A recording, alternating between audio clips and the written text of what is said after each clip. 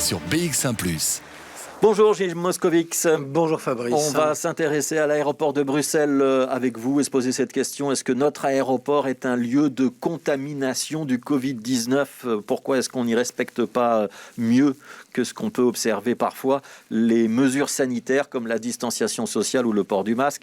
C'est la question que pose le médiateur de l'aéroport, Philippe Touel. Il pointe de nombreux manquements ces dernières semaines. Avec ce paradoxe, depuis le printemps dernier, on ne peut pas dire que l'aéroport soit vraiment surchargé, mais ça n'empêche pas par moment l'impression de cohue et les plaintes de s'accumuler. Oui, vous avez sans doute vu passer des images, notamment sur les réseaux sociaux ou dans les médias le week-end dernier, avec une foule présente dans le hall de Brussels Airport. Des images qui choquent en cette période où de nombreuses mesures sanitaires sont imposées à tous les secteurs et à tous les citoyens.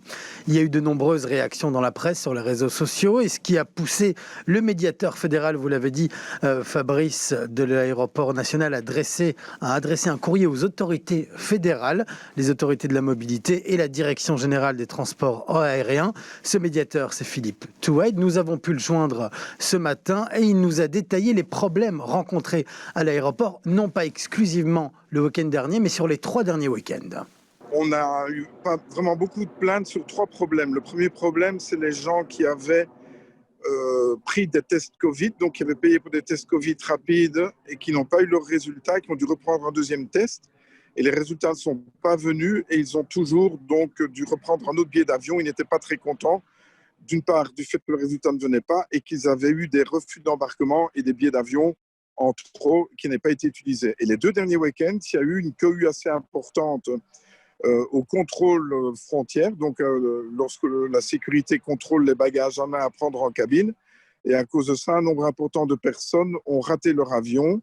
La file était, paraît-il, plus d'1 heure et j'ai eu pas mal de plaintes pour des gens qui avaient raté l'avion et qui n'étaient pas du tout contents. Voilà, donc ça c'est la situation observée ces dernières semaines.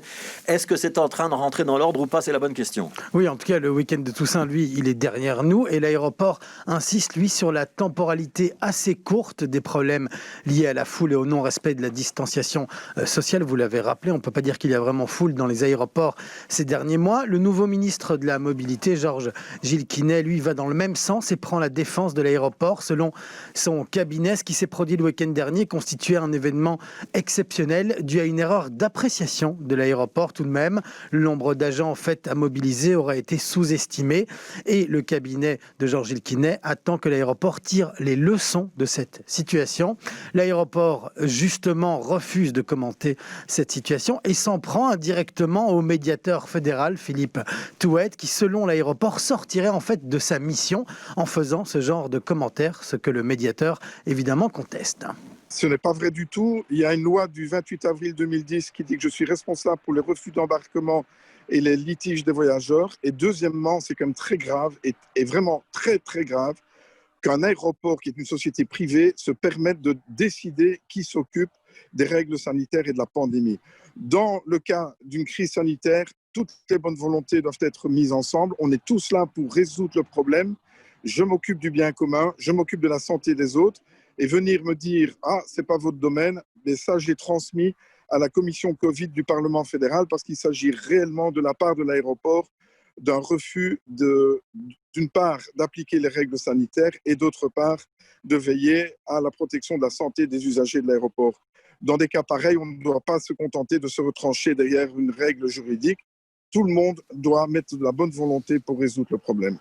On peut donc parler d'une querelle institutionnelle et sanitaire autour de l'aéroport. Alors, on en parle moins, mais c'est l'occasion de le rappeler. Si de nombreux voyages ne sont plus interdits par les autorités, de nombreuses destinations restent tout de même fortement déconseillées par les affaires étrangères. Merci Jim Moscovix. On retrouvera tout à l'heure après le journal de la mi-journée pour